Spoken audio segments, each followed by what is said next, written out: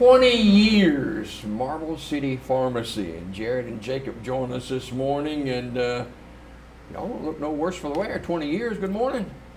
No, okay, listen, he just lied to all the people. I'm sorry, y'all. We do look worse for We wear. were just discussing the bags under our eyes. Yeah, we do look that's worse right, for wear, that's but we did right. make it 20 years. But congratulations, I know that's a benchmark, and a lot of people had a lot to do with that too. You know, it's a big deal. Most small businesses, quite frankly, don't make it 20 years, and we've been fortunate. You know, Sylacauga has been great to us, and so we're happy to celebrate 20 years, hoping to make it, I don't know how much longer we have to retirement, but we need to make it at least that many Long more. time. Yeah. Do we have other people waiting in the wings to take over when you guys fly off in the wild blue yonder? See, there you go. I don't know that we do. Well, I'm available. Somebody will want it. There's no doubt. Yes. No There's doubt about it. Hey, let's talk about something in summertime. Actually, not even officially summer. I think it's June the 21st or something, official start of summer. But, man, people going to the lake, enjoying it, and then we get sunburned. Ugh. Go ahead. It's you come in our pharmacy right now, you'll get to see employees who have sunburn. You know, you could talk about sunburn and talk about it and talk about it and talk about it, and people are still going to do it. Even in my own family, right? Next time my family's at the beach, we'll come back with sunburn. But it can be a serious deal, and because it's so common, because it can be serious, that's what we want to talk about today. The first thing is this. Sunburn is not just red, painful skin, so we want to be sure that we know what we're talking about.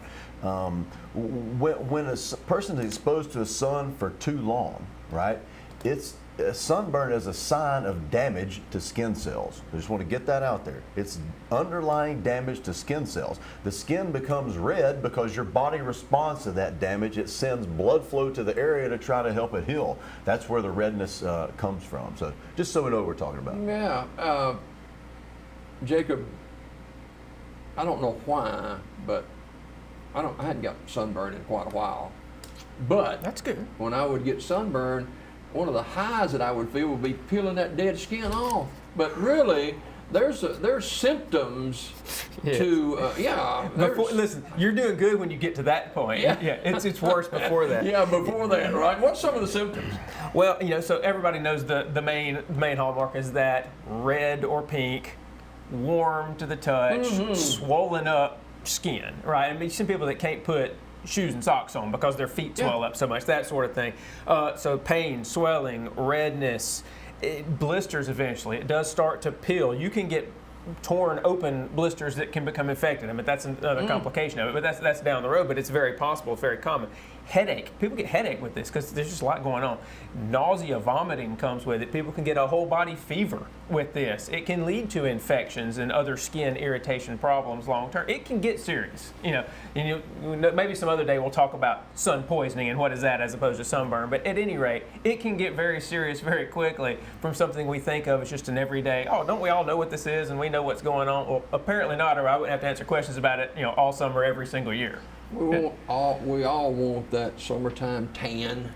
You know, best looking guys and gals in the world. You know, we tanned and all that kind of stuff. But you know, there are certain individuals, certain types of individuals who are more susceptible to sunburn. Well, there are. And this first thing is what you all know, right? The person who has lighter, fairer skin and red hair, right? Oh, okay. Not red hair. This is my wife, by the way. So she accidentally gets her toes outside of the shade of the umbrella. We're in bad shape, you know, in my house. But the person with the lighter skin and the red hair. People who are, and this could be any of us, You're right? not kidding, right? Oh, no, I'm not kidding. Why red hair? That's a great question. Yeah. I don't know Bring that. it I up think it next really has something to do with the type of skin that a person with red hair generally has. Okay. Right. And then it does depend on the environment, right? If you're around snow or sand or water, you're more likely to get sunburned than being right where we are today in the middle of a city, right? And then, of course, this just makes sense if you have a job that causes you to have to be in the sun all day long, or you're on vacation and this is your time to get your tan, your time to be out at the beach, right? That's when these things are going to happen. You know, Jacob, I see people who are gardening and they'll wear long sleeves and a big hat, and there's a reason for that, isn't it? Listen, there's a reason for that, and we take those things for granted. And I used to see that when I was younger and go, It's burning up outside. Why has that guy got on long sleeves, a giant hat, long pants, all this stuff? And there's your answer right there. It's people trying to prevent issues from sunburn. And that, we'll get to prevention in a minute, but that's one of the keys to it is, sometimes it looks a little weird or it's not as comfortable, but it's a lot better than the alternative. Yeah, and there's long-term effects from sunburn too. Yeah, this is really the serious part, I guess. I get it. There was a time when I wanted a tan. You can tell that I'm not doing too good of a job of it now, especially with this bald head. It's become more dangerous for me. But thinking about long-term effects, you guys have all seen the person who either is in the sun all the time or has excessively gone to the tanning bed. Over time, you see that skin get to be leathery. Right? It's wrinkled, it's dry, strike a match on it's rough, right? You see that. And in another serious way, you see I'll show you any on my arm. I got some of these moles, but sometimes people get precancerous lesions on their skin. Some of those, of course, can turn into skin cancer, such as melanoma. That, of course, can become a serious issue. And then something we may not talk about as much, you can have real damage to the eyes. And so we'll talk about sunglasses in just a minute, but real damage to the eyes in too long a sun exposure. You mentioned the leathery skin. I remember several years ago some ladies that they're not just tanning outside, they were tanning inside in tanning beds, and they were beautiful. I'm telling you, they were knockouts to look at, and they're still pretty today. But they've got that leathery skin. Step in one here. That leathery skin look that you talk about. Well, the truth is that when you spend that kind of time in the sun in a tanning bed later in life, that's going to catch up to you, no doubt. Yeah. Wow, no doubt about it. What are some of the ways, Jacob, to prevent sunburn? Yeah, and I'll butcher this quote. Wasn't it Ben Franklin said an ounce of prevention's worth a pound of cure? I'm going to give Ben Franklin that, whether it's him or not. It sounds smart, right?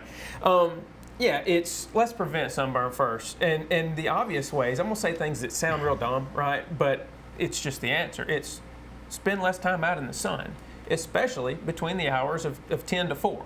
10 to 2 is the worst, 10 to 4 to be safe. That's when the sun's rays are most intense. Stay out of the direct sunlight when you can. Wear those long sleeves. And a lot of clothing today is made to be cooling and not make you super hot to wear, but the way the knits and the mesh is, it has a sun protective factor in the clothing. So, if you're going to be outside, if you do that for a living, if you cut grass or whatever all summer, get you some sun protective long sleeve clothing and hats. Again, watch for the times of 10 to 4, that's the worst. Ladies, and I guess some guys, I don't hear, stay out of the tanning bed. There's nothing good coming from that. Stay out of the tanning bed. Wear sunscreen when you're outside. If you're going to be outside more than just going to get the mail, wear some sunscreen. If you're going to be out gardening for 30 minutes, wear some sunscreen, SPF 30 or higher. Wear sunscreen every time you're going to be outside for more than a few minutes. And then, as he mentioned earlier, we don't think about this as protective all the time. We think about it just because I look so good in them, but wear sunglasses. Wear sunglasses when you're outside. So again, rehashing all that, I know, like Jared, it's bikini season and he likes to wear them outside, but cover up, wear sunscreen, and protect your eyes, and watch the bad times of day. Yeah, and Jared, we know you're muscular and everything, but protect yourself wearing clothes. What's this deal about the numbers of the sunscreen? Why is that so important? There's a lot of confusion about the, so you go to buy sunscreen, it'll say SPF 15, SPF 30, 50, even up to 70, some sunscreens that I've seen. There's just a lot of confusion about that. So for example, if you're looking at, by the way, SPF sun protection factor is what it stands for. That's a term put on there by the FDA, right? So the FDA evaluates these sunscreens, puts the numbers on there. It does not mean, for example, if you have SPF 15, that you can stay in the sun 15 times longer than without the sunscreen. It also doesn't mean that you can stay in the sun for 15 hours, right? But I want to make sure that we don't confuse those things. The FDA says that sun protection factor doesn't have to do with the time that you're in the sun, but the amount of solar energy you're exposed to. Now that sounds like a lot of heavy wording. Bottom line is, it doesn't guarantee you a certain amount of time in the sun. So we're going to have to be very careful with how long that we're out there. We're going to have to use SPF 30 at a minimum, probably need to go to 50, particularly if you're going to be out in a long time. If you get this SPFs over 50, it seems to not do that much good, even though I kind of like to have 70 for my kids. It just makes me feel a little bit better, but probably anything over 50 does about the same amount of good. So I hope that's, did you say this? Sunscreen needs to be reapplied every 2 hours. We have not said that. That's important. There's no such thing as a waterproof sunscreen. I mean, we hate that when we go on the beach and stuff. And we got to do this again, it's hard to remember. It's almost like you need a timer or something like that. But and there's no such thing as a waterproof sunscreen. So don't get tricked into that, right? If you get into the water, it's going to wash off. So you're going to have to reapply after you get into the water. So being careful to just reapply that as often as we can. Before we go this morning, I'm sure we're talking to some people this morning who say, I've been there, done that, got the t-shirt, and I'm feeling the pain of it today. So we're sunburned now. What do we do? You know, what those people that have been there know is that you can come to me, you know, at work at the pharmacy and say, hey, Jacob, I've done this, I need some help. And they know that there's not a magic cure. There are things that help, but there's not a magic cure. The only cure for a good sunburn is the one thing, or one of the main things, humans have no control over whatsoever, and that's time. It takes a long time. Now, things to try to make it speed up a little, make it less miserable during the way, anti-inflammatory drugs, Advil, Motrin, aspirins, those, you know, Aleve, those sort of things, you know, help with sunburn.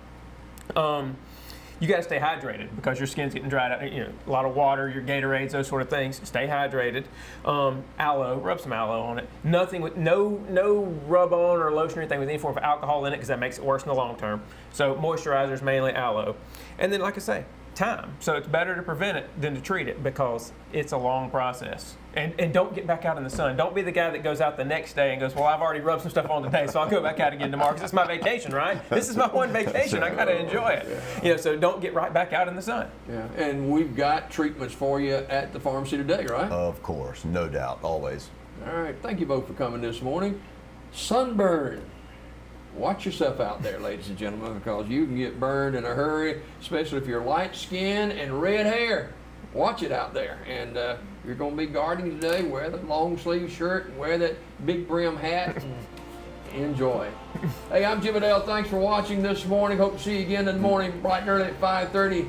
Till then, God bless you. God bless America. Going to be a good day today. A little bit of rain. Other than that, it's going to be